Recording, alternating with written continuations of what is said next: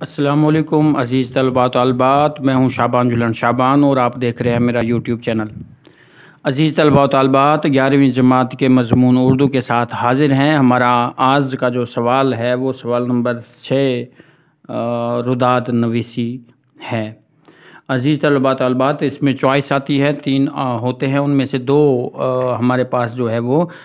Paper میں آتے ہیں، جبکہ ہم نے ایک کرنا ہوتا ہے۔ تو اس میں جو پہلا حصہ ہوتا ہے وہ ہے رداد نویسی۔ تو آج ہم اس کے بارے میں جان لیتے ہیں۔ اس کے بعد جو ہے اس کے اگلے ساتھ جو آپشنز آتے ہیں جن سے ہم نے چوائس کرنی ہوتی ہے، ان کے بارے میں وضاحتی لیکچرز دے دوں گا۔ تو سب سے پہلے اس کا معنی و مفہوم یعنی تعریف اس کی جان لیتے ہیں۔ تو رداد فارسی زبان کا لفظ ہے جس کے معنی کیفیت، حالت کے ہیں، جبکہ اصطلاح میں اس سے مراد کسی تقریب و محفل کا آنکھوں دیکھا حال کہانی کی شکل میں بیان کرنا ہے۔ عزیز طلباء و طالبات، اس سے مراد جو ہے وہ کیفیت اور حالت ہے، جبکہ اصطلاح میں اس سے مراد یہ لیا جاتا ہے کہ آپ کسی تقریب یا کسی محفل میں گئے ہیں، جو کچھ آپ نے وہاں دیکھا، محسوس کیا اور جو اہم باتیں آپ نے اپنی ڈائری میں نوٹ کر لیں، ان کو آ کے آپ نے کہانی کے شکل میں اگر بیان کیا ہے، لکھ لیا ہے، تو وہ رداد کہلائے گی۔ تو عزیز طلباء طالبات، رداد جو ہے یہ ایک بہترین سوال کے طور پر جو ہے وہ پیپر میں جانا جاتا ہے، کیونکہ اس کے آپشن میں روزنامچہ یا مکالمہ ہوتا ہے۔ مکالمے میں عام طور پر طلباء و طالبات سے جو غلطیاں ہو جاتی ہیں وہ رموز اوقاف کی ہوتی ہے، اور اس کے تھوڑا سا پیٹرن ہے، اس کی کوئی چند غلطیاں بچوں کے بارہا ٹھیک کروانے کے بعد بھی ان کی وہ غلطیاں نظر کے سامنے آتی رہتی ہیں۔ تو عزیز طلباء طالبات، میرا ذاتی طور پہ مشورہ یہی ہے کہ آپ مکالمے کی بجائے رداد کیجئے، کیونکہ اس کے کوئی اتنی پیٹرن کے نمبرات یعنی کہ طریقہ کار کے نمبرات نہیں ہیں۔ عنوان آپ جب لکھ لیتے ہیں تو باقی آپ نے پیراگرافز میں ایک رداد لکھنی ہے، جس کے بآسانی آپ 10 کے 10 نمبرات حاصل کر سکتے ہوتے ہیں۔ تو عزیز طلباء طالبات، اب ہم اس کی ضروری ہدایات جان لیتے ہیں کہ جن پر عمل کر کے ہم جو ہے وہ مکمل نمبرات بآسانی حاصل کر سکیں۔ تو عزیز طلباء طالبات، سب سے پہلے جو رداد کی ضروری ہدایت ہے وہ اگر رداد کسی شخص سے متعلق ہو تو پہلے اس کا مختصر تعارف کروائیں۔ یعنی کہ اگر جو تقریب ہوئی ہے، جس تقریب کی یہ رداد لکھی جا رہی ہے، جس محفل کی، وہ محفل تھی فرض کرے کسی شخصیت پر، یعنی کہ علامہ اقبال کے حوالے سے کالج میں کوئی تقریب ہوئی ہے، یا پھر وہ قائد اعظم کے حوالے سے ہوئی ہے، یا پھر سیرت کے حوالے سے ہوئی ہے، کسی بھی شخصیت کے حوالے سے اگر تقریب ہوئی ہے تو قائد اعظم کے بارے میں، اقبال کے بارے میں، تو وہ آپ مکمل اقبال کا پہلے جو ہے وہ مختصر مگر جامع جو ہے وہ تعارف کروائیں گے۔ اس کے بعد جو ہے تاریخی مقام اور حاضرین کا ذکر کریں گے کہ کس مقام پہ وہ تقریب کی گئی ہے۔ جیسا کہ کالج میں ہوئی ہے تو کالج کے عام طور پر یہ مرکزی ہال میں جو ہے وہ تقریب اس طرح کی جاتی ہے، وہاں مرکزی ہال میں۔ تو آپ بتائیں گے کہ جب آپ کالج پہنچے تو کس طرح کا ہال کا منظر کس طرح کا تھا، وہ آپ، اور اس کے بعد جو ہے آپ وہاں پہ حاضرین یعنی کہ چیف گیسٹ کون تھے، وہاں پہ آپ کے مہمان خصوصی صدارت کون کر رہا تھا، اور نظامت کے فرائض کون سا انجام دے رہا تھا، یعنی کنڈکٹ کون کروا رہا تھا اس تقریب کو، اور مقررین کون کون تھے، اور ان کے اہم جو باتیں ہیں یہ عام طور پر اس میں ان کا ذکر کیا جاتا ہے۔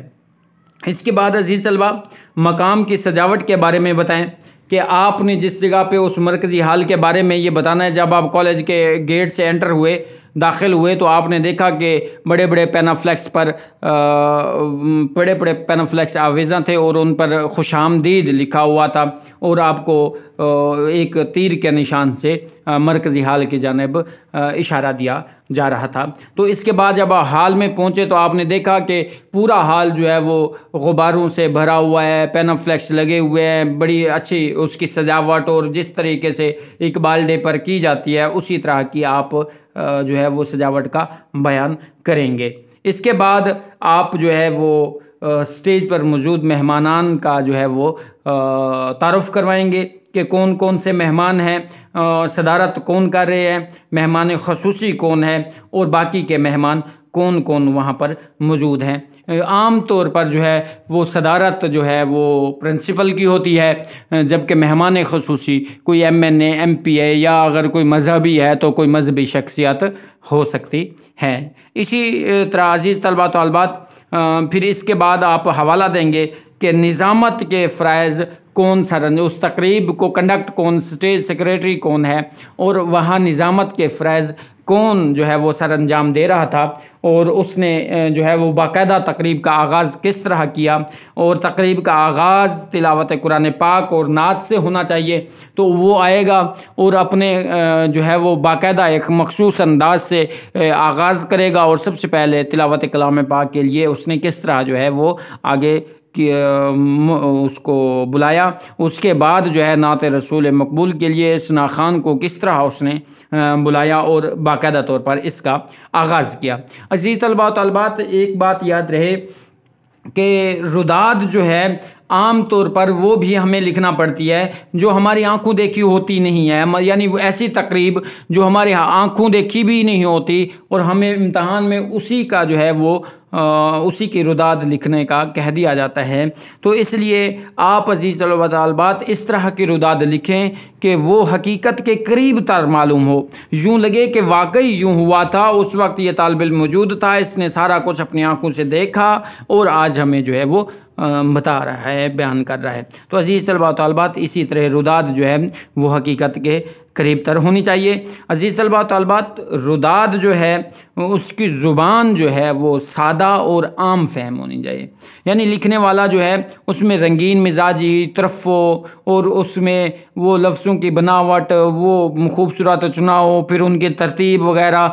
اس طرح سے تلمیحات تشبیہات سے گریز کرتے ہوئے سادہ سے الفاظ میں جو ہے وہ سارے کا سارا حال جو ہے وہ حال احوال بیان کرنا چاہیے۔ اس کے بعد عزیز طلباء و طالبات،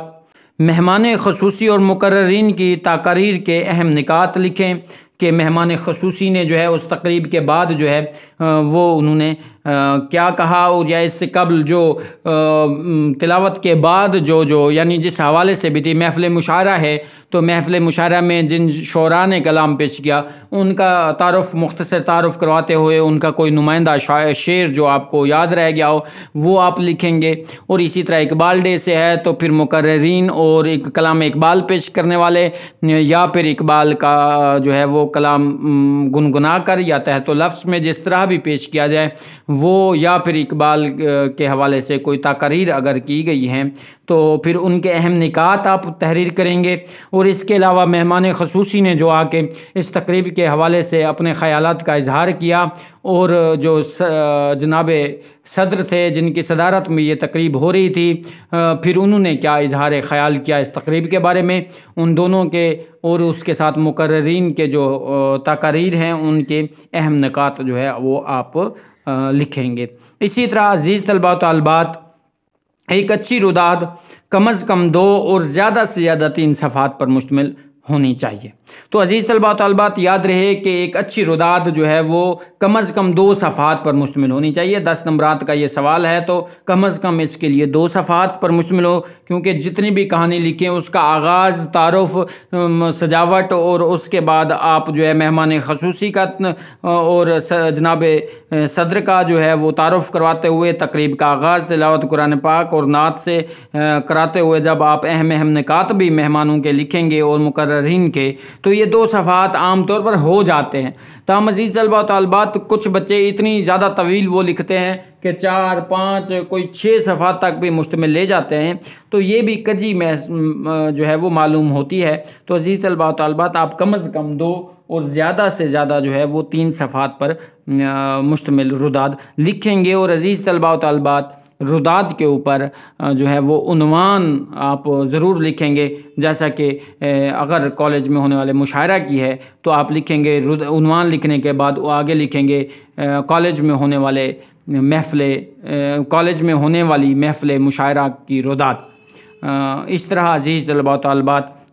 آپ اگر ان ہدایات پر عمل کریں گے اور لکھیں گے تو مجھے امید ہے کہ آپ مکمل نمبرات بآسانی جو ہے وہ حاصل کر سکیں گے۔ اسی کے ساتھ عزیز طلباء طالبات اپنا اور اپنے اس چینل کا خیال رکھے گا۔ خدا حافظ۔